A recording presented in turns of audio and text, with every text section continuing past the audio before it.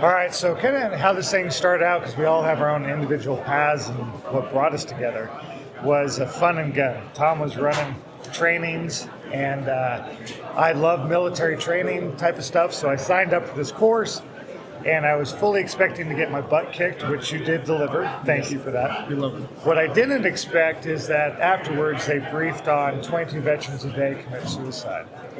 And this is in 2013. Yeah, summer 13. Yeah, summer 13. And it was something that I wasn't even aware of as a civilian. So here I am in business, successful business. Wife and I are in business together, running treatment centers. And when I heard 22 veterans a day commit suicide, I was like, man, it doesn't even make sense. Like, yeah, man, we're losing more veterans or more of our warriors to suicide in U.S. soil or on U.S. soil than we are in combat. Like, again, it just didn't make sense to me. So I went home, talked to my wife about it, and she's like, yeah, hey, dumbass, because she was a cop in Vegas. She's like, yeah, and one cop about every 17 hours. It's like, huh. So we started talking to Tom about it, reverse engineering it. When a guy or gal is typically, when they do the final act, they're typically drunk or high. So it's like, okay, if there's a substance abuse problem, if they're self-medicating, and then the suicide act, if we attack substance abuse first, then we can lower the national suicide rate for our warriors and our protectors. And that's where Warriors Heart really started to come together in a joint operation. Yeah. And that was, like Josh said, whenever we met up, that was at the end of my career and at the beginning of Warriors Heart, whenever we got together. So it's all of our life's work. Everything that Josh and Lisa has done, everything that I did as far as reputation in the military, and then helping with sobriety being a huge passion of mine for 32 years now.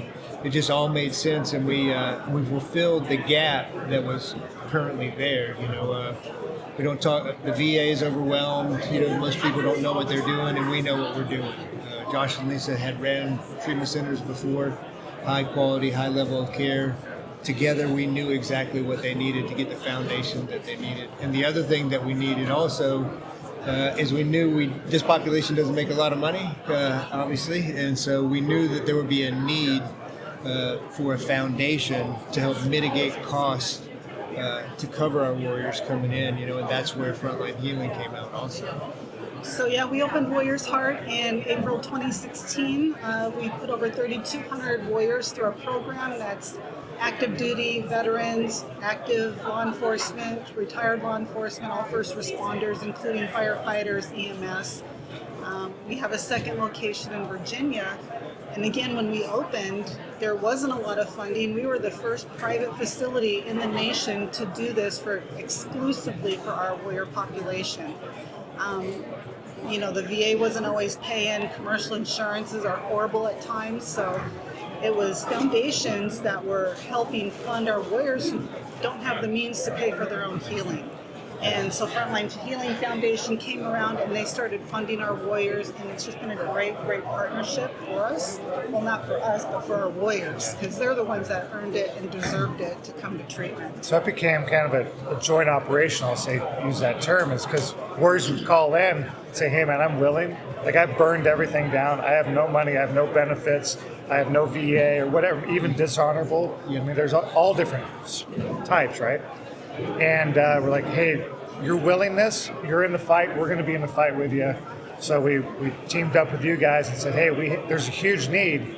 Can you guys fill that gap? And you really did. You stepped up to the table with incredible Americans, with incredible companies that are behind you guys, supporting you, saying, yes, we need to get those war fighters the help that they earned.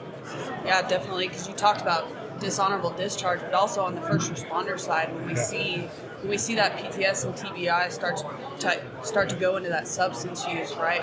Especially our first responders, law enforcement, if they're in a situation to where they then lose their jobs because of their substance use, that's going to affect their insurance capability. So that's where we really need to step in and support y'all and let them get the care that they need.